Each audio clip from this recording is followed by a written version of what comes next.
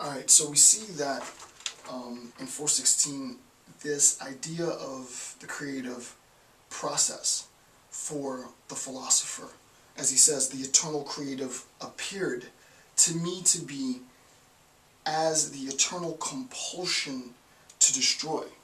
Right? The idea is that the creative, and I said this in the lectures that I gave in the past section, right? There's a sense in which Nietzsche wants to economize on that destructive element. He wants to economize on the ugliness of the world. That it's not that we should sort of sweep it under the rug or put it to the side. It's not that there should be a wholesale denial of these things. What he wants to do and what he wants to argue for is the system in which we economize on these darker elements, right? The meaning of which is our social contribution, the creation of something new. So we recognize that what's old is new, what's new is old, what's created has destroyed, what's destroyed has been reborn, right? There is this, it really does sound like sort of traditional quacky philosophy at its finest, wherein our otherwise binary polemics have been conflated into one new concept, right? It's not wholly new, it's not wholly inherited, it isn't completely destroyed. It is the combination of both of these ideas. I think it's absolutely important to recognize, as he says in 416, that the purpose is an understanding of how the ugliness of the world is possible. This will give you, for those of you who are interested in my own personal insight, in my own personal motivations, this will give you huge insight into my own personal motivations, right? The whole point of this is an understanding of how the ugliness of the world is possible.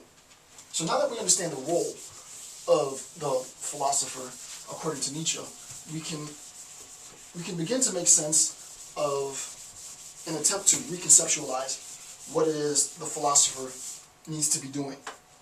Unfortunately, I would argue that since Nietzsche, we really haven't been on task as a community. We're still bickering about what philosophy is, whether we should or should not be doing metaphysics. Is in fact dead. Metaphysics, that is, since Kant, right? Epistemological discourse, is it wholly analytic? Can continental philosophers really engage in epistemological discourse as such? Can analytic philosophers really engage in sort of introspective accounts, subjective notions of self and identity, and on and on and on? The mere fact that we're having this discourse, while it's a good discourse to have, lets us know that we're still sort of stagnant in a very antiquated philosophical period of time. We need to be doing more constructive analysis of, at least I am. I really take him at his word, not literally, but I can read between the lines. I'm more interested in not doing the old bit of the same, but really strategically analyzing how the ugliness of the world is possible. That's what I do. That's what I do for a living. That's what I've been doing since 2009, and that's what I'm going to do until the day that I stop breathing, right? A systematic analysis of how. How is the ugliness of the world possible? So now we can reconceptualize the role of the philosopher, remembering that skepticism isn't a bad thing. Remembering that to be skeptical is, as Nietzsche says, it is a point of intellectual integrity. Remembering that being a lover of knowledge isn't to be looked down upon. It's not an act of snobbery.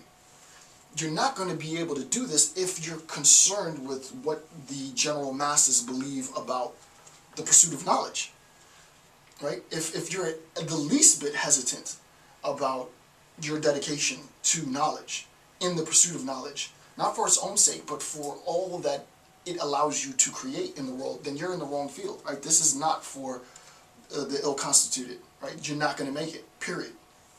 So let's look at how we reconceptualize the role, right?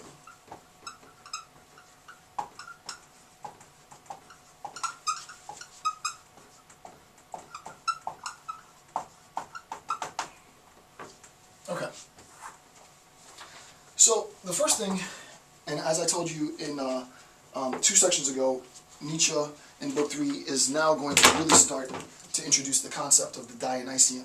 We're going to talk about this, but I'm going to go through it as slowly as he does. I'll introduce more complexity as we get deeper into the text.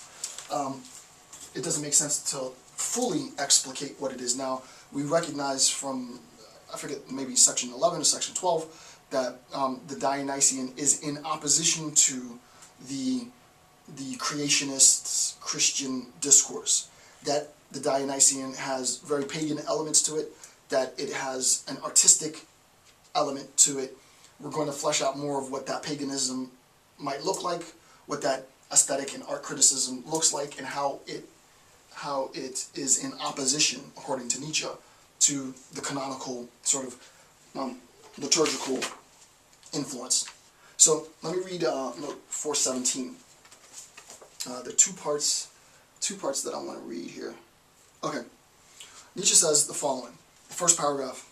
My first solution, right, the solution to the problems that are plaguing philosophy, this nostalgic attempt to return to all things Greek, the fact that transcendence has infused itself in all of our discourse to some effect, the fact that all we've been doing since Plato has been variations on moral discourse and morality, the fact even, unfortunately even in a contemporary sense, that to be a philosopher, to claim to be, as he says, this rare, what did he say, this respectable but rare species is something that the masses detest.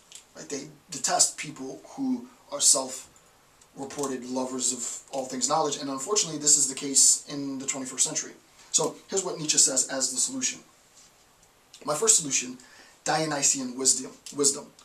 Joy in the destruction of the most noble and at the sight of its progressive ruin. In reality, joy in what is coming and lies in the future. So the first thing that we have, according to Nietzsche, is the Dionysian wisdom.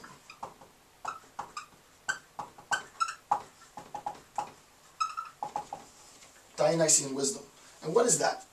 It's joy. Joy. Joy in the destruction of the most noble. So here's the philosopher. And here is the inherited. And it is the destruction of this. Joy in the destruction of our inherited concepts, right? Joy in the destruction of the most noble, and at the sight of its progressive ruin. In reality, joy, so this would merely be the appearance. In reality,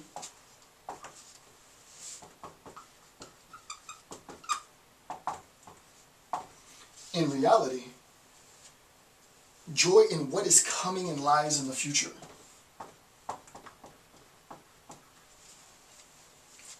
Okay. Which triumphs over existing things, however good. Dionysian, temporary identification with the principle of life, including the voluptuousness of the martyr. Right? Including the voluptuousness of the martyr. The fact is, for Nietzsche, we recognize that the destructive element, this inherited element, this act of being able to deny all those conceptual frameworks that came before us, not wholesale, as we saw, but to be absolutely critical, absolutely skeptical, allows us the precision in reformulating it, reconceptualizing it, and ourselves. Right? So the act of reconstituting, recreating the canon is also an act of reconstituting, recreating the individual. It is destruction. So this is not a martyr in the blow yourself up sense, right? That would be to completely miss the point. It's not a martyr for a greater cause. It's really a return, and there might be some discourse on this. I'm not going to say this 100%, but I think Nietzsche's smart enough to have meant this, right? This is the role of Socrates.